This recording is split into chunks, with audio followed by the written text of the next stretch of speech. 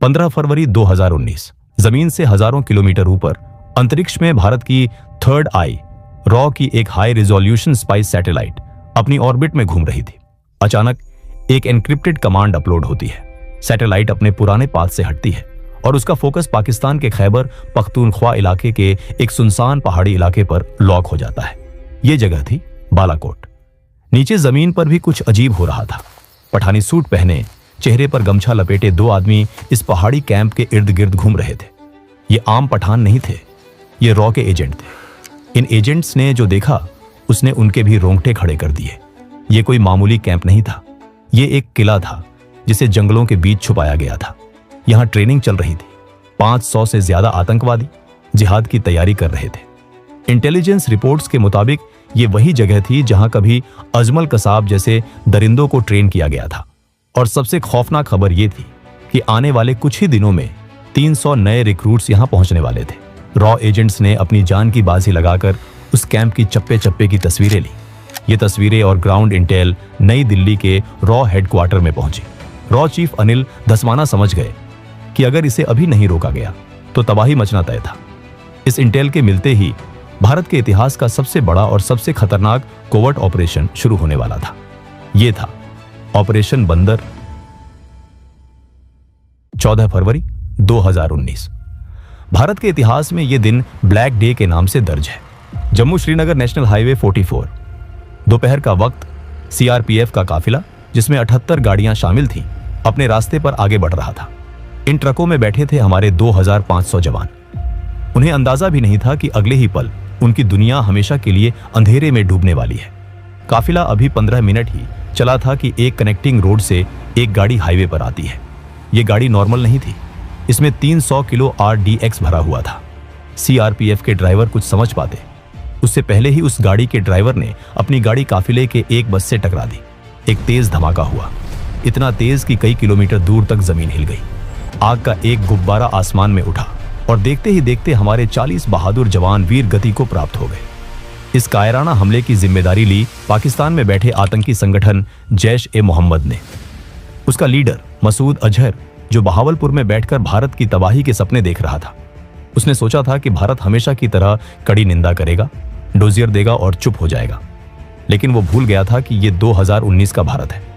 वो भारत जो अब चुप नहीं बैठता, वो भारत जो घर में घुसकर मारता है। 19 फरवरी 2019 दिल्ली। पुलवामा हमले को 4 दिन बीत चुके थे।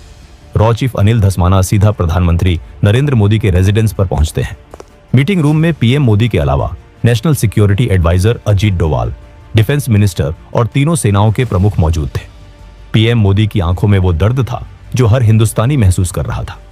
उन्होंने आर्मी, नेवी और एयर फोर्स के चीफ्स से साफ शब्दों में कहा, बहुत हो गया।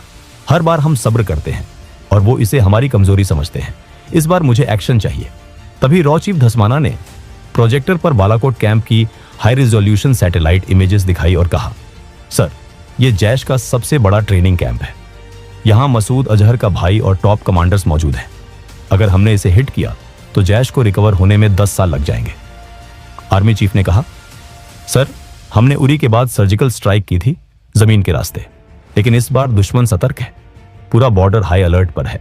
तभी अजीत डोवाल ने कहा, अगर आज हम चुप रहे तो वो हमारी खामोशी को कमजोरी समझेंगे। वो फिर आएंगे, फिर हमारा खून बहाएंगे। इस बार हमें दुश्मन के दिमाग में खौफ पैदा करना होगा, ऐसा खौफ जो उनकी नस्लों को याद रहे। पीएम मोदी अपनी कुर्सी पर शांत बैठे थे। उन्होंने सबकी बात सुनी। कुछ पल के लिए कमरे में बिल्कुल सन्नाटा छा गया। फिर पीएम खड़े हुए। उन्होंने एयरफोर्स चीफ BS धनोआ की तरफ देखा और पूछा, चीफ, क्या आप तैयार हैं? एयर चीफ धनोआ ने बिना एक पल गंवाए कहा, सर, हम उनके लिए धरती पर ही नरक बना देंगे। पीएम ने एक गहरी सांस ली और कहा, गो अहेड। लेकिन याद रहे, मुझे सिविलियंस का नुकसान नहीं चाहिए, सिर्फ आतंकी और उनके हैंडलर्स का सफाया होना चाहिए।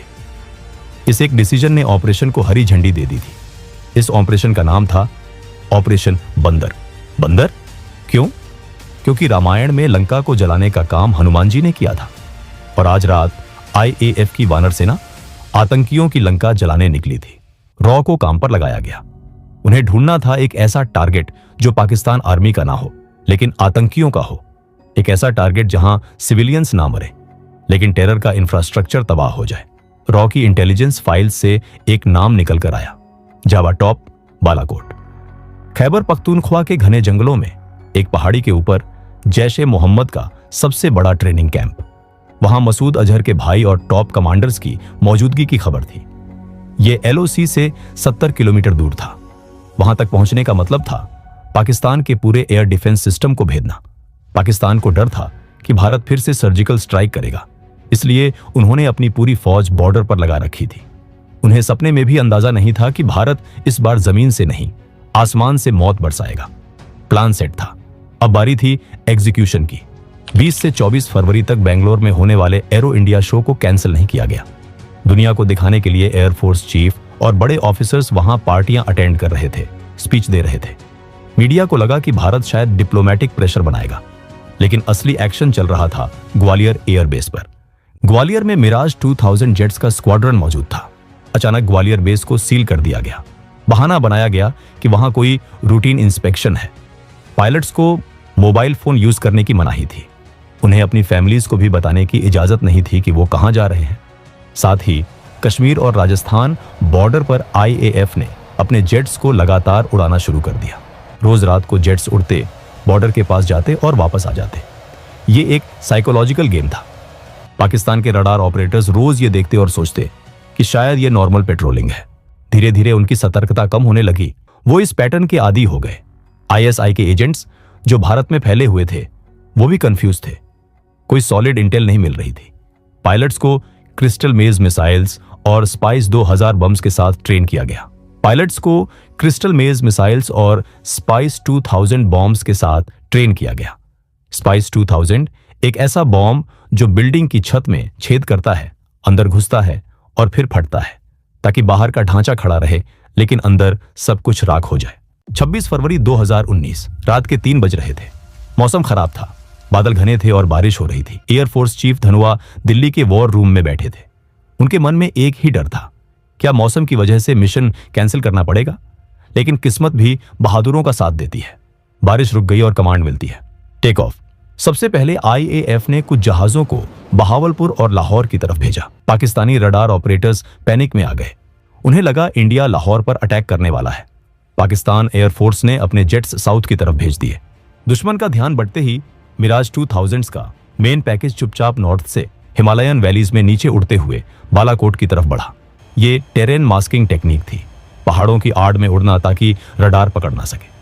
जैसे ही वो LOC के करीब पहुंचे, मिराजेस ने एल्टीट्यूड गेन किया, टारगेट लॉक किया और 5 स्पाइस 2000 बम्स रिलीज कर दिए। स्पाइस 2000 बम्स सीधे जैश के कैंप पर गिरे।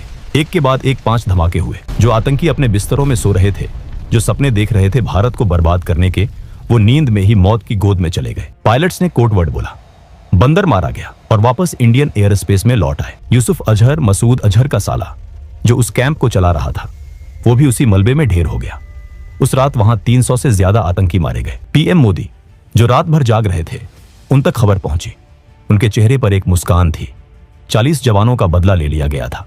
सुबह होते होते पूरी दुनिया में खबर फैल गई कि भारत ने पाकिस्तान के घर में घुसकर मारा है। 27 फरवरी 2019 पाकिस्तान की आवाम और सेना सदमे में थी। उनकी नाक कट चुकी थी। उनका एयर डिफेंस सिस्टम फेल हो चुका था। अपनी इज्जत बचाने के लिए और अपने लोगों का गुस्सा शांत करने के लिए पाकिस्तान मजबूर था रिटेलिएट करने के लिए। सुबह के 10 बज रहे थे। पाकिस्तान एयरफोर्स ने अपने सबसे बेहतरीन fighter jets American made F-16S को भेजा। उनका मकसद था भारत के मिलिट्री इंस्टॉलेशंस पर बम गिराना, ताकि वो दिखा सकें कि वो भी कमजोर नहीं है। लेकिन इंडियन एयरफोर्स तैयार थी। रडार्स ने पाकिस्तानी जेट्स को डिटेक्ट किया। श्रीनगर एयरबेस पर सायरन गूंज उठे। वहां मौजूद थे विंग कमांडर अभिनंदन वर्धमान।